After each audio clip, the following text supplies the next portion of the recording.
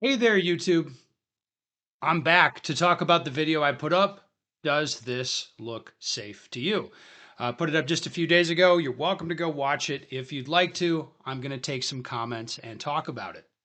So, the way that that video came to be is I was at a place. It was a military range, not my range, and I had a guy like, "Hey, just get a video of me doing this drill because I wanted to look at me doing the drill. That's all." And I look at the video. I was like, "Oh, people would not like that. They would not like that if they saw a guy walking down range while I was shooting." So I was like, "Hey, can I post this? Is this cool?" And the answer was yes. So I went ahead and posted it and talked about it a little bit. And the comments were about what I thought they'd be. So I'm going to go through and answer, like I said, answer some of the comments. First comment. Every USPSA match with target presentations approaching 90 degrees from downrange has spectators in front of the shooter. And what he's talking about is, so we have 180 degrees, so we can shoot anywhere in this 180-degree cone in front of me. If I'm shooting off this direction, off to the right here, there could be spectators very near that line, and they're sort of downrange of me if I'm shooting that direction. That happens at some USPSA matches. Anyway, every USPSA match has target presentations approaching 90 degrees from downrange and has spectators in front of the shooter. Being uprange is no magic safety formula. I have had a flustered competitor break the 180 and point his pistol directly at my chest while I was RO. It's all about being in control. Yeah, I don't know if you're in control when you're the RO. You're just kind of watching what's happening. It's pretty tough to stop somebody from doing something. Um, yeah. Anyway, let's move on. This a lot of guys had this kind of comment. The statement at the end, what's key for me is vetted group. I'd say if it's me and a bunch of other guys I know are safe and competent, it's not a big deal. Would I do this or want to see this at a public range where whoever can show up? Definitely not. Context is very important here. Yes. So the footage you're looking at is from a vetted group. It's one of those units where as part of the training, guys have to move and shoot around other people. And to me, like in my shooting instruction career, the delineating line that I've seen with different units is if they're training like CQB type stuff. If they're like, hey, that's part of the job, that's part of the thing we do. You're going to see as a common range practice guys shooting while other guys are downrange. That's going to be very prevalent in those places because of that type of training. And one thing that I've seen as a theme, if somebody's like a little bit unsafe, during like the CQB thing, everybody in those circles, I'm talking like law enforcement guys, like SWAT teams or like different military units, that's one theme that I hear from everyone.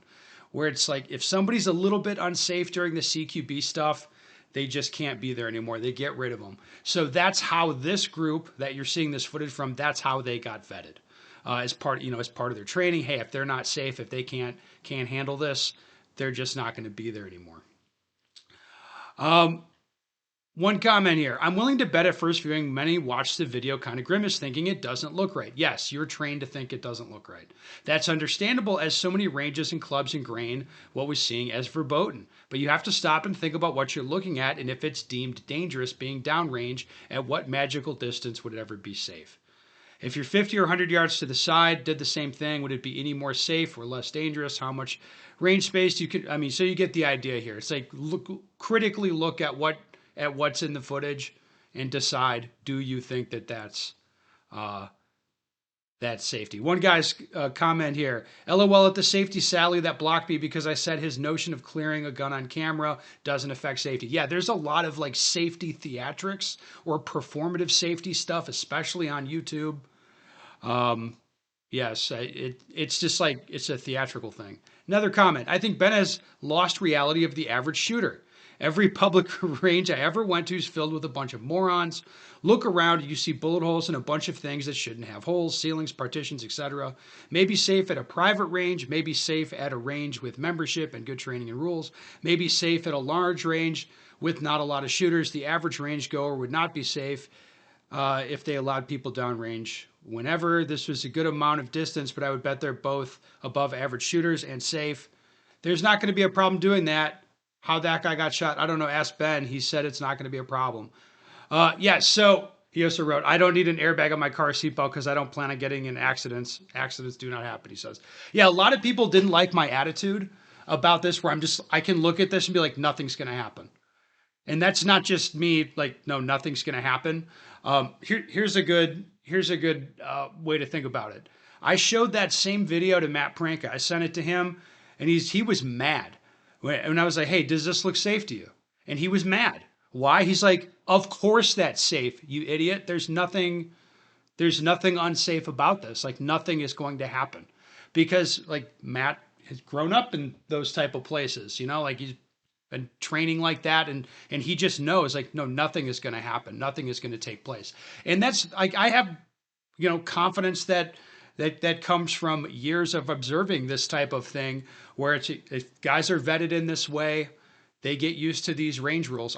Like nothing is going to happen. I'm just telling you. Like there's like low tens of thousands of people in the US that this is like on the daily, this is their range rules. Like that many people, like this is normal for them. And there's not accidents happening. If there was an accident on that range day, I would expect holster related, guy shot himself in the leg. I could see that happening. But like tripping, like, oh, you can trip and fall and the gun's going to go like this. And then you pull the trigger and it hits that guy in the face. It's like, yeah, I can sketch that scenario out in my head. But the reality is there's so many layers of safety where it's like, if you trip and fall, like I would sacrifice myself to keep the gun pointed in a safe direction. I'm going to keep my finger out of the trigger guard. The gun is drop safe. And so there'd have to be so many failures, like multiple things would have to go wrong, where it's like, I get that people look at that and they're like, oh, well, something could happen to us, increasing the risk there, buddy. But there's, there's not going to be an issue. Like, I know that. As certain as I know anything, I know that there's not going to be a problem. A lot of guys saying no, not safe. A lot of guys saying safe. Like, that's fine. I mean, the comments are always going to have their vote. What one guy says, what do you, WTF do you mean? What is the risk? It's getting shot from an ND. Of course, being downrange increases the risk of an issue. Okay, that is like, I understand the logic of that, but there's not going to be an issue. Like, people's like, oh, it increases the chances for, like, does it? Like, I understand that you logic through it and you're like, now it's more probable that someone's going to get shot. But no one is getting shot doing this. Like, it's not a thing. Just saying. Especially during more dynamic drills such as this with maximum effort. People slip, trip, and fall. People ND. Saying nobody's going to get shot sounds like the famous last words. The possibility of getting shot still exists even if you are behind the firing line. This was okay, yes, there's a video of somebody who tripped and fell. Yeah, that gun was not drop safe that he's talking about. That guy was banned for a year. Brandon Radar, banned for a year from USPSA, had a not drop safe gun, dropped it, and fired around into another bay. I got banned for life, like for what I did, which was worse, definitely. Anyway, as someone who's responsible professionally for industrial, I don't know what the hell he's talking. Health and safety, I think. This is a hard no. I've attended multiple accidents, including fatalities that could never happen, but they did. Safety aspires to reducing hazards at the source. As soon as you put someone downrange and start live firing, you've created an easily mitigated and fundamentally unnecessary hazard. Sure, shooting is inherently dangerous anyway, and we still do it, but why up the stakes? Often I have employees who want to sidestep basic safety for convenience. It's a slippery slope, allowing folks to exercise their own judgment situationally rather than adhering to an agreed and consistent practice. I don't know any commercial ranges that would allow this, but I'm not in the US. No, you're not going to see what you saw in that video at commercial ranges, I don't think. Unless it's like a SWAT team hiring the range and getting like a wink and a nod from the range owner, just like, yeah, we're not going to talk about like what you guys do there. But no, you're not going to see this stuff at a range. And this isn't really like the way that it works as far as how the range rules got to be the way they are. I think guys are trained to a much higher level in terms of safety and accountability, shooting and moving around other people with like unknown floor plans, and they are trained to be safe to do that.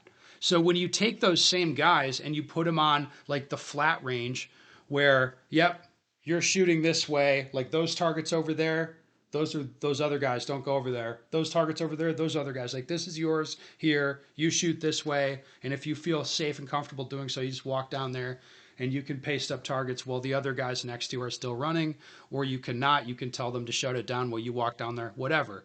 It's like if people are trained to the level with the way they can shoot and move around other people, then having the same set of range rules that would be at like a civilian range, it makes no sense because it slows things down so much.